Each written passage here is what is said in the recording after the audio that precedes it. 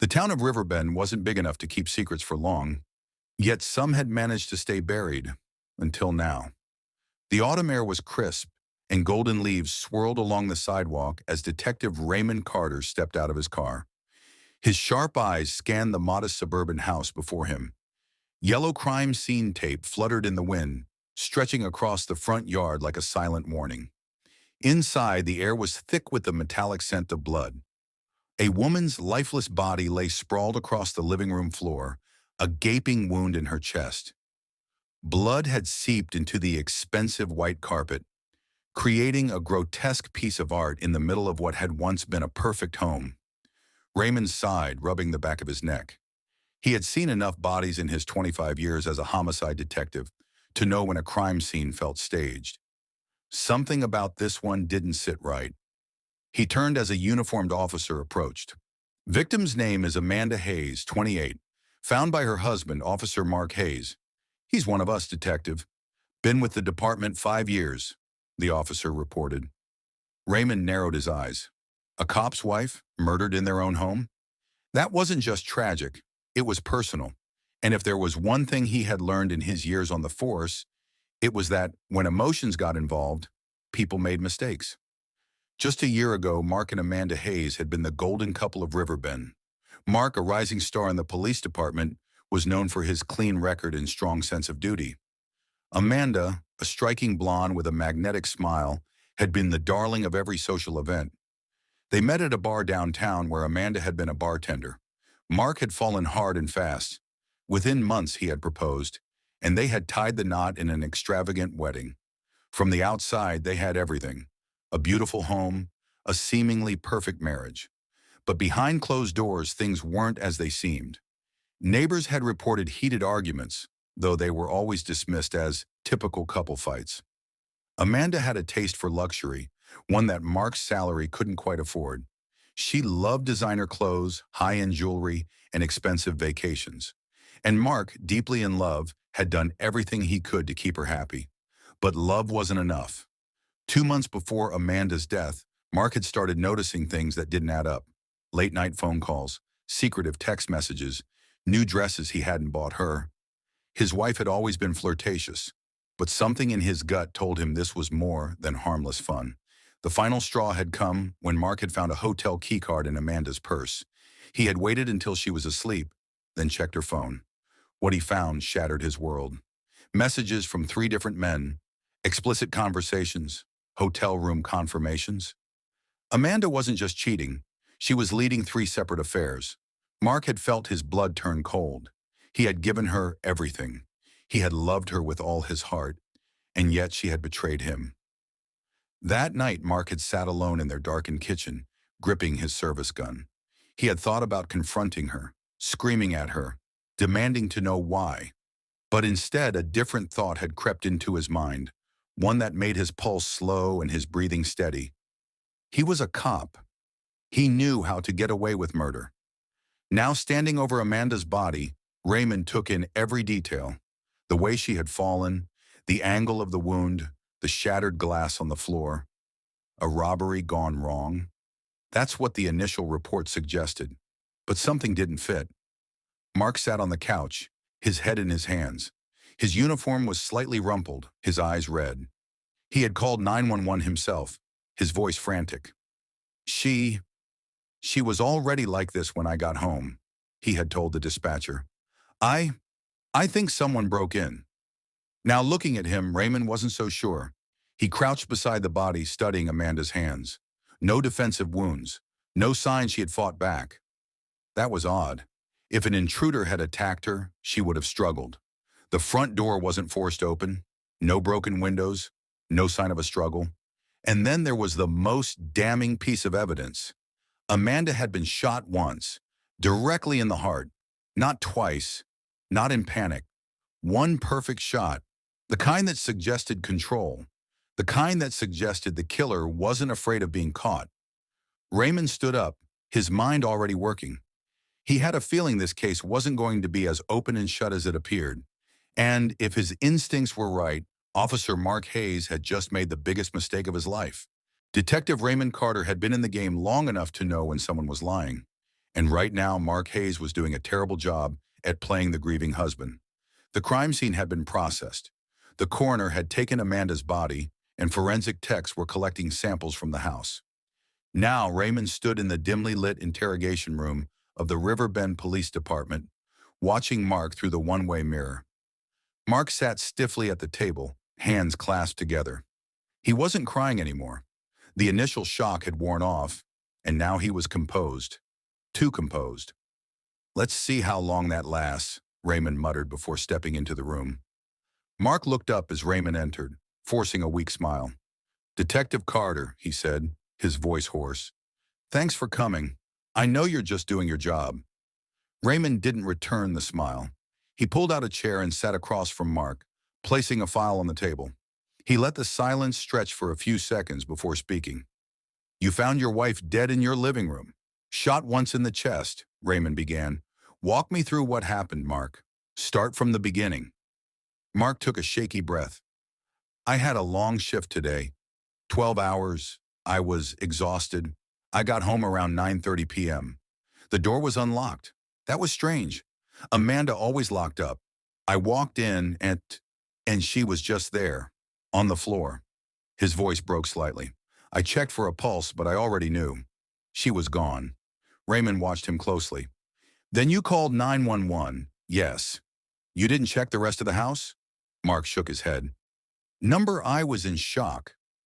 Raymond leaned forward. "But you told the dispatcher you thought someone broke in." Mark hesitated. I assumed. The door was unlocked, and who else would do this?" Raymond nodded slowly. "Except there was no forced entry, no signs of a struggle, no missing valuables." He let the words sink in. "Doesn't look like a break-in, Mark." Mark's jaw tightened. "Maybe she left the door open. Maybe she let them in. Maybe." Raymond tapped the file in front of him. "We're running forensics now, but here's the problem. The way Amanda was shot, it was precise. Right in the heart. That's not a panicked intruder. That's an execution." Mark flinched. "What are you saying?" Raymond didn't answer. Instead, he flipped open the file, revealing a crime scene photo. "You're a cop, Mark. You know how crime scenes work. You've seen homicides before.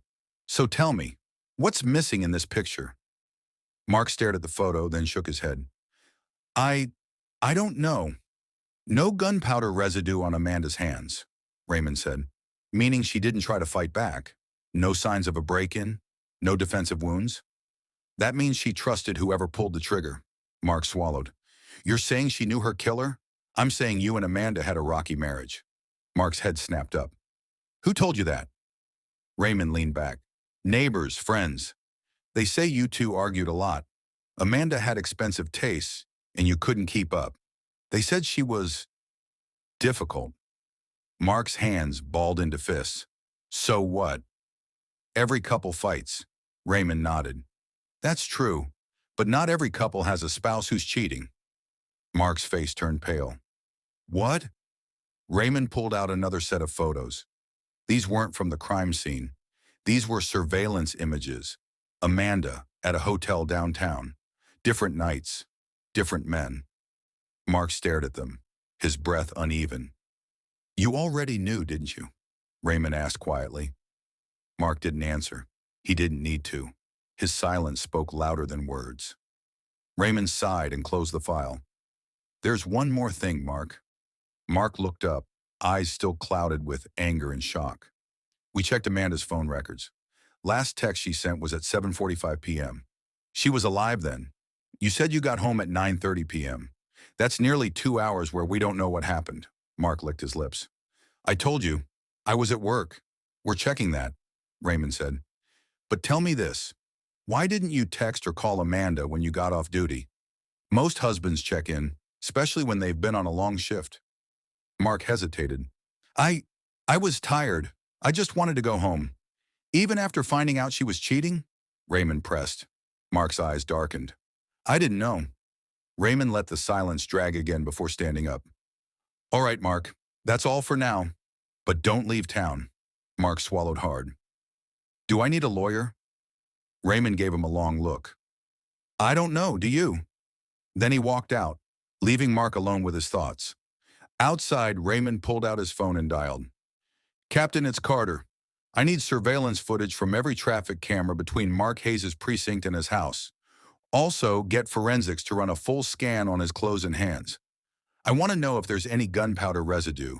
And one more thing. Find out who Amanda was supposed to meet that night. If we find the last man she saw, we find her killer." Hanging up, Raymond exhaled slowly. This wasn't just a case of infidelity gone wrong. This was premeditated, and something told him Mark Hayes wasn't done making mistakes. Detective Raymond Carter knew that cases like this weren't solved overnight. You had to chip away at the lies, one piece at a time, until the truth had nowhere left to hide. As he stepped into his office the next morning, the city skyline of Riverbend barely visible through the frosted glass, he found a manila folder sitting on his desk. "Traffic cam footage," Officer Martinez said, leaning against the doorframe. "Just came in." Raymond flipped the folder open and scanned the pages. He frowned. Something was off. Mark Hayes claimed he had been at work until 9:30 p.m. Yet here he was, caught on camera driving toward his house at 8:12 p.m., more than an hour before he said he got home. Raymond's gut tightened. That gave Mark enough time to kill Amanda and clean up before calling 911. He exhaled. "All right, Martinez, let's see if our boy slipped up even more." Raymond drove back to Mark's house, now cold and empty, with crime scene tape still stretched across the door. He knocked. A moment later, Mark opened it, his face drawn and pale. "What now, detective?" Raymond didn't smile. "You said you got home at 9:30. Mark nodded. "Then why does traffic footage show you leaving work at 7:50 and driving toward your house at 8:12? Mark's jaw clenched. "That's not possible." "It's very possible," Raymond said. "So where were you between 8:12 and 9:30? Mark's eyes darted away. Raymond stepped inside without waiting for an invitation. "Where's your service weapon, Mark?" Mark swallowed. "It's in my locker at the precinct." "Is it?" Raymond asked. "Because we checked. It's not there." Mark stiffened. "Then someone stole it. Or," Raymond said, stepping closer, "you used it to shoot Amanda, wiped it clean, and stashed it somewhere." Mark's breathing was heavy now. "I didn't kill my wife." Raymond studied him for a long moment. "Then help me understand something, Mark. If you're innocent, why are the lies piling up?" Silence. Raymond sighed. "We'll be searching your house top to bottom. If the gun is here, we'll find it. And if you got rid of it, forensics is already checking the river." Mark wiped a hand down his face. "I need a lawyer." Raymond nodded. "Yeah, Mark, I think you do." Back at the precinct, Raymond checked in with the forensics team. Officer Lisa Andrews handed him a report. "Preliminary results on Mark's clothes," she said. "There were small traces of gunpowder residue on his shirt." Raymond raised an eyebrow. "How small?" "Enough that he tried to clean it, but not enough to erase it completely." Raymond exhaled. "That's enough for probable cause." And then Lisa gave him another piece of the puzzle. "And get this," she said, lowering her voice. "We found Amanda's phone hidden in the couch. Guess what we recovered?" Raymond opened the file. A text message from Amanda's phone at 7:50 p.m. "Amanda, we need to talk. Mark knows something." It had been sent to one of the men she had been seeing. Raymond's eyes darkened. Amanda had realized she was caught. She had tried to warn someone, and within an hour, she was dead. By the time Raymond walked into the interrogation room, Mark Hayes looked like a man who had run out of air. His lawyer, a stiff man in a gray suit, sat beside him, arms crossed. "We're done talking," the lawyer said. Raymond nodded. "That's fine." He slid a document across the table. "Because we're charging your client with the murder of Amanda Hayes." Mark's hands tightened into fists. "We have the traffic cam footage," Raymond continued. "We have gunpowder residue on your clothes. And we have Amanda's last text, where she tells her lover that you knew. That was at 7:50 p.m. And at 8:12 p.m., you were on your way home. Amanda was dead within the hour." Mark's face was white. Raymond leaned in. "It's over, Mark." The room was silent for a long time. Then, for the first time since the investigation began, Mark let out a slow, defeated breath. And Raymond knew. He had cracked him. The interrogation room felt heavier now, as if the walls were pressing in. Mark Hayes sat across from Detective Raymond Carter. his breathing slow and shallow. His lawyer, Thomas Greer, was whispering furiously in his ear, but Mark wasn't listening. His eyes were fixed on the crime scene photo of Amanda, lifeless, blood pooling beneath her. Finally, he spoke. "I didn't mean for it to happen like that," Mark muttered. His voice was barely above a whisper. Greer turned sharply. "Mark, don't say another—" Mark ignored him. His hands were shaking now. I wanted the truth." Raymond leaned forward. "Start from the beginning." Mark took a deep breath, eyes red-rimmed, and began. "I knew Amanda was cheating," he admitted. "I had known for weeks. I ignored the signs at first. Late nights, expensive gifts showing up that I never bought. The way she always kept her phone face down. But then I started digging." He clenched his fists. "I checked our credit card statements, hotel charges, dinners I never had. Then I followed her one night. She was with someone else." His voice wavered. "She laughed with him the way she used to laugh with me." Raymond kept his expression neutral. "Who was he?" Mark let out a bitter chuckle. "Which one?" He shook his head. "There were 3 of them. 3 men, detective. My wife was sleeping with 3 men while I worked my ass off to provide for her." Raymond felt a flicker of anger. Mark had been betrayed, no doubt, but it didn't justify murder. "What happened that night?" Mark exhaled slowly. "I confronted her. After my shift, I went home early. I was supposed to stay till 9:30, but I swapped shifts with another officer. I needed to talk to her." His jaw tightened. "She was in the living room, dressed up like she was going out. I asked her where she was going. She lied to my face." His breathing grew heavier. "I told her I knew, that I had proof. Amanda hadn't denied it. She had just stared at him, then smirked." "You're a cop, Mark. Took you long enough." Mark's fingers dug into the table. "She told me she never loved me, that I was just a paycheck to her, that she married me because she knew I'd be stupid enough to take care of her." Raymond remained still, letting Mark speak. "She said she wasn't even planning to leave me. She wanted to keep the house, the money, everything. She told me—" He choked on the words. "She told me I was weak." His hands trembled. "I lost it. I don't even remember grabbing the gun. I just remember the look on her face when I pulled it out." Raymond's voice was calm but firm. "You shot her." Mark's eyes were hollow. "She laughed, detective. Even with a gun pointed at her, she laughed. Said I didn't have it in me."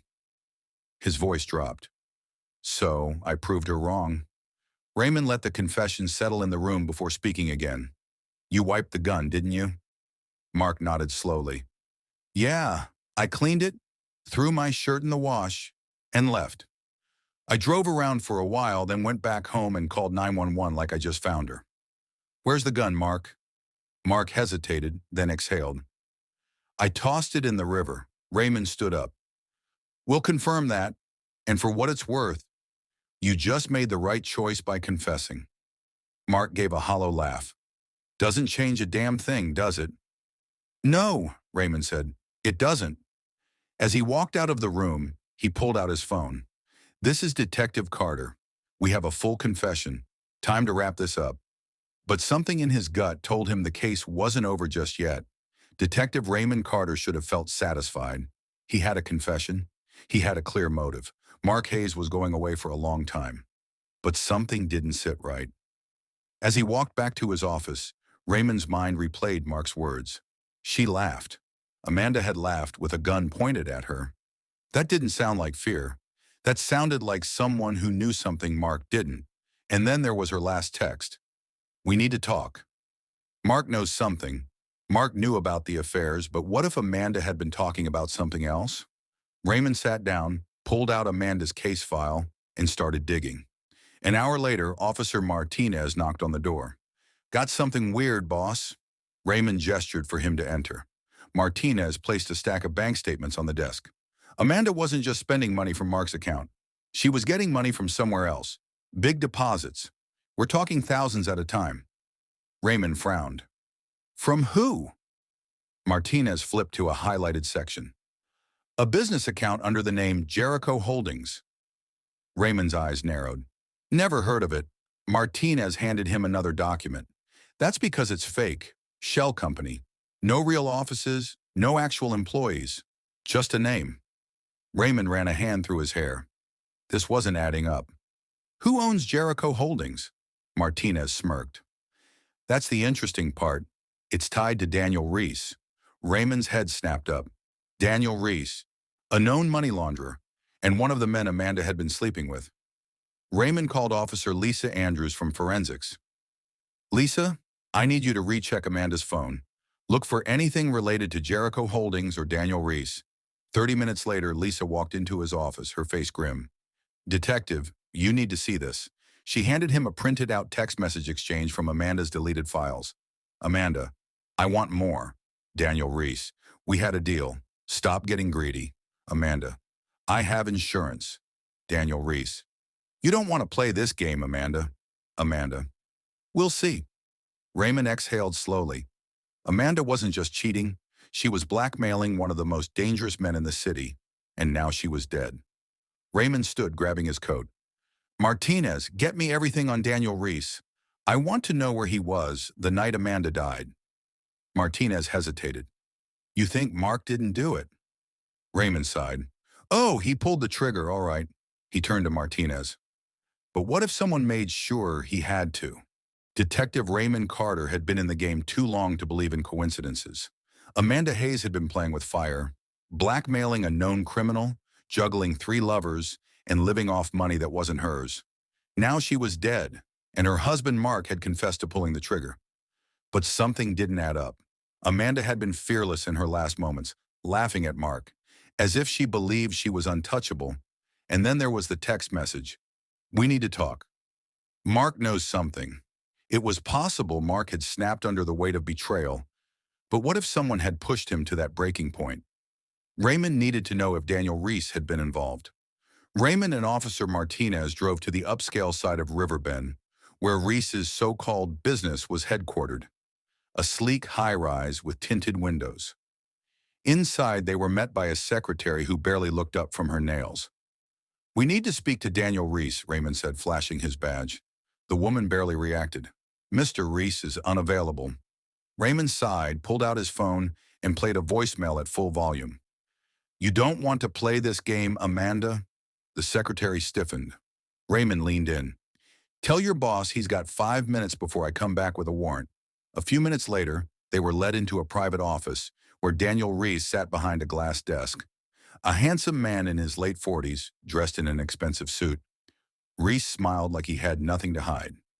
Detective Carter, he greeted smoothly. To what do I owe the pleasure? Raymond wasted no time. Amanda Hayes. Reese's smile didn't falter. Tragic, isn't it? You were paying her, Raymond continued. Then she started blackmailing you. Reese sighed, shaking his head. Amanda was ambitious. Ambitious enough to get herself killed? Reese's eyes darkened. I didn't kill her. Then where were you the night she died? Reese smirked. I was at a private event. About 100 witnesses can confirm that. Raymond studied him. If Reese had killed Amanda, he wouldn't be dumb enough to leave a trail. But what if he had orchestrated her death? Raymond pulled out his phone again. Let's make something clear, Reese. If I find out you pushed Mark Hayes to kill his wife, I'll come for you next. Reese chuckled. Detective, if I wanted Amanda dead, I wouldn't have needed Mark to do it for me. Raymond's jaw tightened. Reese leaned forward, lowering his voice. You ever think, Carter, that maybe Mark didn't kill Amanda because of me? He tilted his head. Maybe someone else wanted her out of the way. Raymond frowned. Like who? Reese smiled. Look closer at her lovers, detective. Not all of them were rich criminals. Some were just desperate men. Raymond walked out of the office, his mind racing. If Reese was telling the truth, it meant Amanda's murder wasn't just about revenge. It was about survival. Back at the precinct, Raymond pulled up Amanda's text messages again. There was one man he hadn't paid enough attention to. Kevin Doyle, a struggling real estate agent, recently bankrupt, one of Amanda's lovers, and someone who might have had just as much to lose as she did. Raymond tapped his pen against his desk. Mark had confessed to killing Amanda. But what if he wasn't the only one there that night? Detective Raymond Carter sat at his desk, staring at the crime scene photos once again. Something was still missing. Mark Hayes had confessed. He had motive, means, and opportunity, but Daniel Reese's words kept playing in his mind. Maybe someone else wanted her out of the way. The name Kevin Doyle stood out among Amanda's lovers. Unlike Reese, he wasn't a powerful criminal. He was just a man drowning in debt, a man who had something to lose. Raymond pulled Kevin's financials. His bank account was nearly empty. His credit cards were maxed out. Then he checked Amanda's text history with Kevin. One message stood out, dated the night before her death.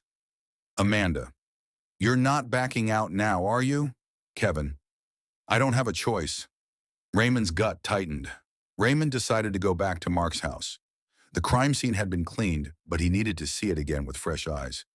As he walked through the house, something nagged at him.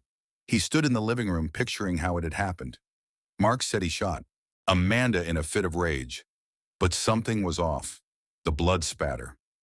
Forensics had already analyzed it, and something hadn't made sense at the time. There were two different blood patterns. One matched Mark's story, the other suggested a second shooter. Raymond called Lisa Andrews from Forensics. Lisa, I need you to check the trajectory of the bullets again. An hour later, Lisa called back. Detective, you were right. We found something. What is it? There were two shooters. Mark's bullet hit Amanda in the shoulder. It wasn't a kill shot. Raymond's heart pounded. Then what killed her? Lisa hesitated. A second bullet, different angle. It went through her chest. Lethal shot. That means someone else was there. Raymond didn't waste time. He and Martinez drove straight to Kevin Doyle's apartment. Kevin looked like a man who hadn't slept in days. His hands shook as he opened the door. Detective, what are you doing here? Raymond pushed past him. We need to talk. Kevin swallowed hard. About what? About how Amanda really died. Kevin flinched. Mark confessed, didn't he? Raymond nodded. Yeah, but he didn't fire the fatal shot. Kevin's face paled. Mark shot her in a fit of rage, Raymond continued. But she was still alive when you showed up, wasn't she? Kevin backed away, his breathing ragged. You were afraid, weren't you? Raymond pressed. Amanda had something on you. She forced you to help her, maybe even give her money. And when you realized Mark had already shot her, you saw a way out. Kevin shook his head violently. No, you picked up the gun, Raymond said, stepping closer. And you finished her off. Kevin's legs gave out and he collapsed onto the couch, sobbing. I didn't mean to. I swear, I didn't mean to. Raymond's voice was calm. Tell me everything. Through ragged breaths, Kevin confessed. Amanda had been blackmailing him for months. She had threatened to expose his financial fraud, ruining what little he had left. The night of her murder, she had called him in a panic. She said Mark knew everything. She demanded Kevin come over, but when Kevin arrived, Amanda was already bleeding on the floor. Mark had left in shock, not realizing she was still alive. Amanda begged Kevin to help her, but instead Kevin saw his chance. If Amanda died, his secret would die with her. So he picked up Mark's gun and fired the final shot. Back at the precinct, Kevin was booked for Amanda's murder. Mark Hayes, though guilty of attempted murder, wouldn't face the death penalty. His confession and the new evidence changed everything. As Raymond closed the case file, he exhaled deeply. Amanda had played dangerous games with dangerous men. In the end, it wasn't the criminal kingpin or the betrayed husband who killed her. It was the weakest man in the room, and he had finally been caught.